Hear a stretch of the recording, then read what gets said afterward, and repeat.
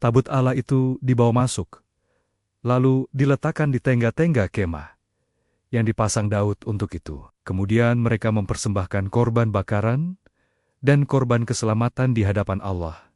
Setelah Daud selesai mempersembahkan korban bakaran dan korban keselamatan, diberkatinyalah bangsa itu demi nama Tuhan.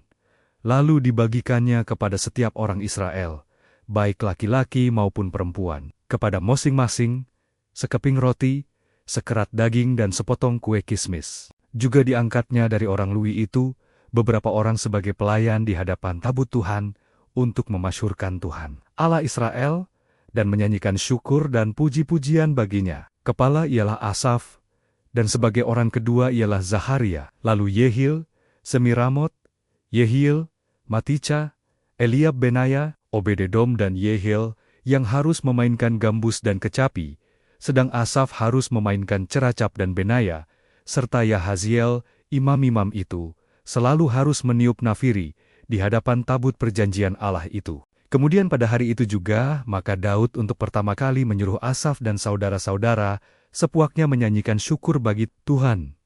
Bersyukurlah kepada Tuhan, panggillah namanya, perkenalkanlah perbuatannya di antara bangsa-bangsa, bernyanyilah boginaya, bermazmurlah baginya, percakapkanlah segala perbuatannya yang ajaib, bermegahlah di dalam nama Nia yang kudus, biarlah bersuka hati orang-orang yang mencari Tuhan. Carilah Tuhan dan kekuatannya, carilah wajahnya selalu, ingatlah perbuatan-perbuatan ajaib yang dilakukannya, mujizat-mujizatnya, dan penghukuman yang diucapkannya. Hai anak cucu Israel, hambanya, hai anak-anak Yakub, orang-orang pilihannya, dialah Tuhan, Allah kita.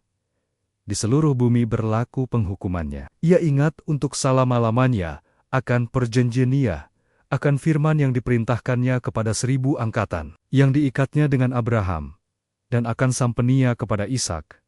Diadakannya bagi Yakub menjadi ketetapan, bagi Israel menjadi perjanjian kekal. Firman-Nya, kepadamu akan kuberi tanah Kanaan sebagai milik pusaka yang ditentukan bagimu, ketika jumlah mereka tidak seberapa, sedikit saja, dan mereka orang-orang asing di sana, dan mengembara dari bangsa yang satu ke bangsa yang lain, dan dari kerajaan yang satu ke suku bangsa yang lain. Ia tidak membiarkan siapapun memeras mereka. Dihukumnya raja-raja oleh karena mereka. Jangan mengusik orang-orang yang kuurapi, dan jangan berbuat jahat terhadap nabi-nabiku. Bernyanyilah bagi Tuhan, hai segenap bumi. Kabarkanlah keselamatan yang dari podunia, dari hari ke hari. Ceritakanlah komulionea di antara bangsa-bangsa, dan perbuatan-perbuatannya yang ajaib di antara segala suku bangsa. Sebab besar Tuhan dan terpuji sangat, dan lebih dahsyat Ia daripada segala Allah, sebab segala Allah bangsa-bangsa adalah berhala, tetapi Tuhanlah yang menjadikan langit. Keagungan dan semarak ada di hadapan-Nya, kekuatan dan sukacita ada di tempatnya. Kepada Tuhan, hai suku-suku bangsa, kepada Tuhan sajalah kemuliaan dan kekuatan. Berilah kepada Tuhan kemuliaan namanya, bawalah persembahan dan masuklah menghadap Dia. Sujudlah menyembah kepada Tuhan dengan berhiaskan kekudusan. Gemetarlah di hadapan-Nya, hai segenap bumi. Sungguh tegak dunia, tidak bergoyang. Biarlah langit bersukacita dan bumi bersorak-sorak. Biarlah orang berkata di antara bangsa-bangsa, Tuhan itu Raja. Biarlah gemuruh laut serta isinya, biarlah beriaria, padang, dan segala yang di atasnya. Maka pohon-pohon di hutan bersorak-sorai di hadapan Tuhan, sebab Ia datang untuk menghakimi bumi. Bersyukurlah kepada Tuhan, sebab Ia baik, bahwasanya untuk selama-lamanya kasih setianya. Dan katakanlah, selamatkanlah kami, ya Tuhan Allah, penyelamat kami, dan kumpulkanlah dan lepaskanlah kami dari antara bangsa-bangsa, supaya kami bersyukur kepada nama-Mu yang kudus, dan bermegah dalam puji-pujian kepadamu. Terpujilah Tuhan, Allah Israel, dari selama-lamanya sampai selama-lamanya. Maka seluruh umat mengatakan, Amin.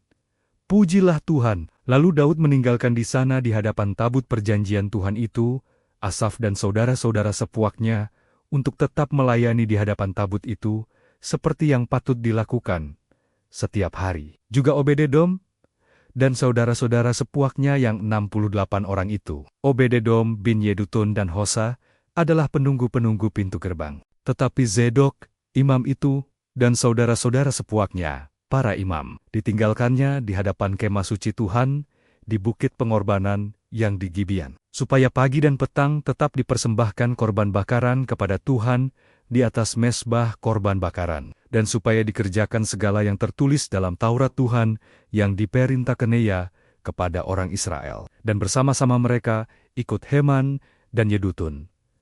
Dan selebihnya dari orang-orang yang terpilih, yang ditunjuk dengan disebut namanya untuk menyanyikan syukur bagi Tuhan. Bahwasanya untuk selama-lamanya kasih setianya pada Heman dan Yedutun itu ada nafiri dan ceracap untuk para pemain. Juga alat-alat musik pengiring nyanyian untuk Allah.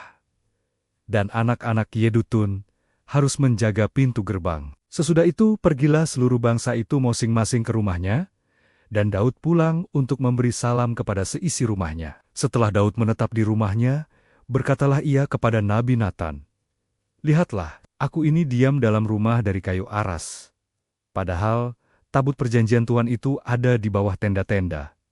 Lalu berkatalah Natan kepada Daud, "Lakukanlah segala sesuatu yang dikandung hatimu, sebab Allah menyertai engkau." Tetapi pada malam itu juga, datanglah firman Allah kepada Natan, demikian, "Pergilah, katakanlah kepada hembuku Daud, beginilah firman Tuhan, bukanlah engkau yang akan mendirikan rumah bojiku untuk didiami. Aku tidak pernah diam dalam rumah, sejak aku menuntun orang Israel keluar sampai hari ini. Tetapi aku mengembara dari kemah ke kemah, dan dari kediaman ke kediaman. Selama aku mengembara bersama-sama seluruh orang Israel, pernahkah aku mengucapkan firman kepada salah seorang hakim orang Israel yang kuperintahkan menggembalakan umatku? Demikian, mengapa kamu tidak mendirikan bagiku rumah dari kayu aras? Oleh sebab itu, beginilah kau katakan kepada hambaku Daud, beginilah firman Tuhan semesta alam, akulah yang mengambil engkau dari padang, ketika menggiring kambing domba, untuk menjadi raja atas umatku Israel. Aku telah menyertai engkau di segala tempat yang kau jalani, dan telah melenyapkan segala musuhmu dari depanmu. Aku akan membuat namamu seperti nama orang-orang besar yang ada di bumi. Aku akan menentukan tempat bagi umatku Israel, dan akan menanamkannya, sehingga ia dapat diam di tempatnya sendiri, dengan tidak lagi dikejutkan, dan tidak pula ditekan oleh orang-orang lalim seperti dahulu. Sejak aku mengangkat hakim-hakim atas umatku Israel, aku akan menundukkan segala musuhmu. Juga aku beritahukan kepadamu, Tuhan akan membangun suatu keturunan bagimu. Apabila umurmu sudah genap untuk pergi mengikuti nenek moyangmu, maka aku akan membangkitkan keturunanmu yang kemudian, salah seorang anakmu sendiri, dan aku akan mengokohkan kerajaannya. Dialah yang akan mendirikan rumah bogiku, dan aku akan mengokohkan tahtanya untuk selama-lamanya. Aku akan menjadi bapanya, dan ia akan menjadi anakku. Tetapi kasih setiaku tidak akan kuhilangkan daripadanya, seperti yang kuhilangkan daripada orang yang mendahului engkau. Dan aku akan menegakkan dia dalam rumahku dan dalam kerajaanku untuk selama-lamanya, dan tahtanya akan kokoh untuk selama-lamanya. Tepat seperti perkataan ini, dan tepat seperti penglihatan ini, Natan berbicara kepada Daud. Lalu masuklah Raja Daud ke dalam. Kemudian duduklah ia di hadapan Tuhan, sambil berkata, "Siapakah aku ini, ya Tuhan Allah, dan siapakah keluargaku, sehingga engkau membawa aku sampai sedemikian ini, dan hal ini masih kurang di matamu, ya Allah? Sebab itu engkau telah berfirman juga tentang keluarga hambimu ini dalam masa yang masih jauh, dan telah memperlihatkan kepadaku serentetan manusia yang akan datang. Ya Tuhan, Allah, apakah lagi yang dapat ditambahkan Daud kepadamu, dalam hal engkau memuliakan hambamu ini? Bukankah engkau yang mengenal hambamu ini, ya Tuhan? Oleh karena hambamu ini, dan menurut hotimu, engkau telah melakukan segala perkara yang besar ini, dengan memberitahukan segala perkara yang besar itu. Ya Tuhan, tidak ada yang sama seperti engkau, dan tidak ada Allah selain engkau, menurut segala yang kami tangkap dengan telinga kami. Dan bangsa manakah di bumi seperti umatmu Israel, yang Allahnya pergi membebaskannya menjadi umatnya, untuk mendapat nama bogimu dengan perbuatan-perbuatan yang besar dan dahsyat, dan dengan menghalau bangsa-bangsa dari depan umitmu yang telah kau bebaskan dari Mesir. Engkau telah membuat umatmu Israel menjadi umatmu untuk selama-lamanya, dan engkau, ya Tuhan, menjadi Allah mereka. Dan sekarang, ya Tuhan, diteguhkanlah untuk selama-lamanya janji yang kau ucapkan mengenai hambimu ini dan mengenai keluarganya, dan lakukanlah seperti yang kau janjikan itu. Maka,